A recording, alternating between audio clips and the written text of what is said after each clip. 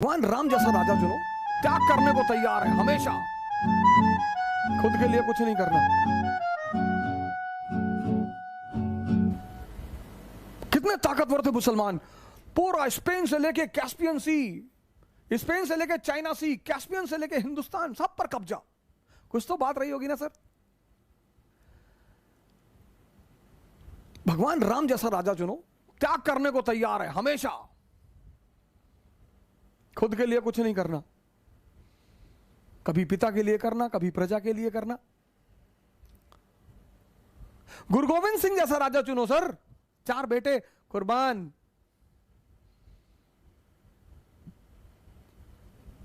राजा चुनना है ना, चुनने की ताकत तो तुम्हारे हाथ में। तुम दूसरे को दोष क्यों देते हो?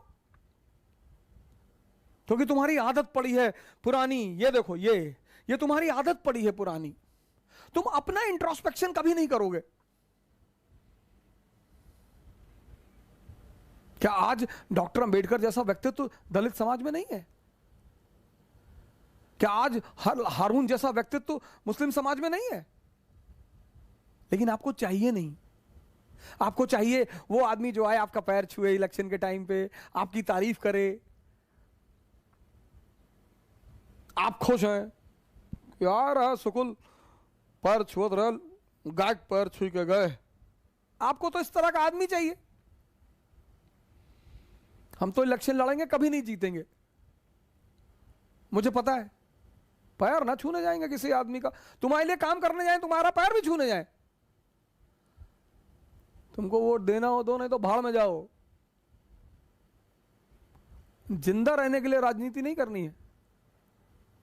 और मैं तो अपने सारे दोस्तों से, जितने लोग मुझसे पढ़ते हैं, मैं उनसे कहता हूं आईएएस बनो, 10 साल नौकरी करो, पार्लियामेंट में आओ। अब तुम ही बचा सकते हो इस देश को। ब्यूरोक्रेसी ने आजाद कराया था और ब्यूरोक्रेसी ही इस देश को बचाएगी। फिर वो सुरेंद्र नाथ बनर्जी और सुभाष चंद्र बोस को फिर इस्तीफा देना पड़ेगा, फिर बाहर निकलना पड़ेगा सर, नहीं तो सब खत्म हो जाएगा।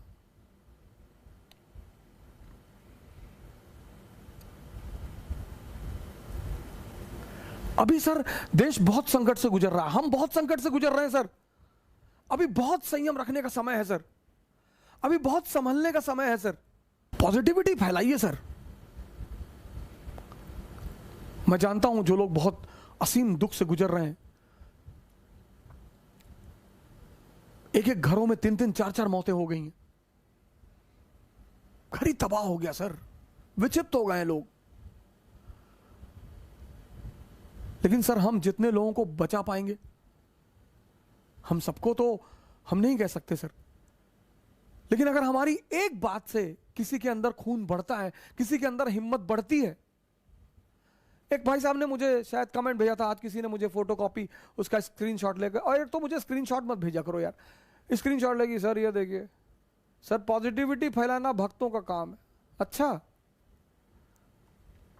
ये फेक आईडीज बना बना के,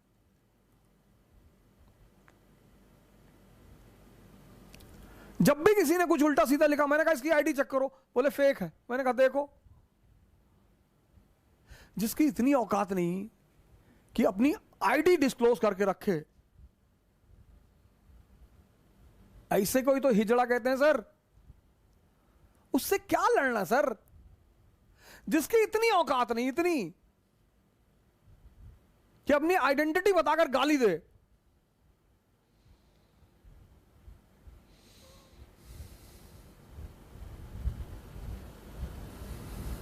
सर हम इलेक्शन पर बाद में चर्चा करेंगे सर।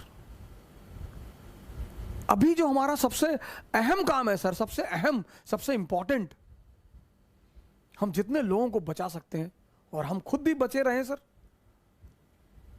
किसी का कोई पता नहीं सर, किसको क्या हो जाए, कब कैसा हो जाए।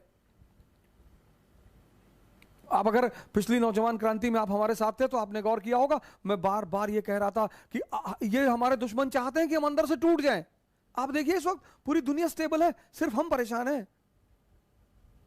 और अगर आपने स्टॉक एक्सचेंज में नजर रखी होगी पिछले 2 महीने से, तो आपने देखा होगा इंडियन इकोनॉमी की क्या कंडीशन थी।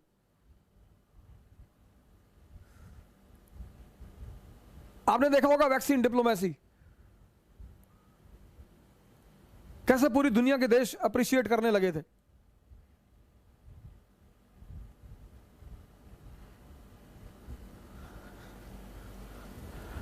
सर दूसरों को दोष देना बहुत आसान है सर। दुश्मन बाहर ही नहीं है, अंदर भी हैं। बहुत सारे लोग हितैषी बनकर तो ऐसे ऐसे कमेंट करते हैं, पर आलोचना और अब गाली,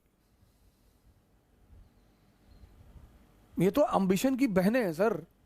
जहां भी महत्वाकांक्षा है वहां ये दो चीजें हैं। इसीलिए आम आदमी कुछ नहीं कर पाता, उसको डर बहुत लगता है कि लोग हमको भैया उल्टा सीधा बोल रहे थे। अरे तो बोलेंगे ही।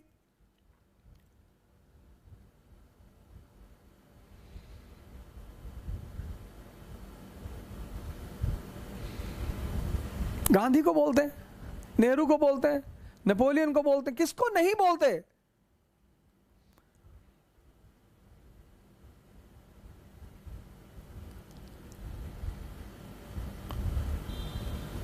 मैं इस्लाम पढ़ा रहा था तो वो मेरे दिमाग से क्विट कर गया उस, हालांकि मुझे उस पर बोलना था, एनलाइटेंड एरिस्टोक्रेसी। ये जिन्ना बहुत बड़ा लीडर था, जिन्ना लीडर था। ये शाहनामा फिरदौसी, इतनी गाली लिखा उसने अपनी किताब में। फिरदौसी, शाहनामा, दूसरे को तो छोड़ दो। हाँ, ये एक सक्सेसफुल राजा था, ये तो बात एकदम सही है, सफल राजा था ये। इसको लोगों को यूज करना आता था। ये सब एक सफल राजा थे, इस पे कोई दो राय नहीं है। लेकिन अगर ये मुसलमान थे तो फिर बीबी राबिया, हसन बसरी, अल मामून, अल हारून, उमर,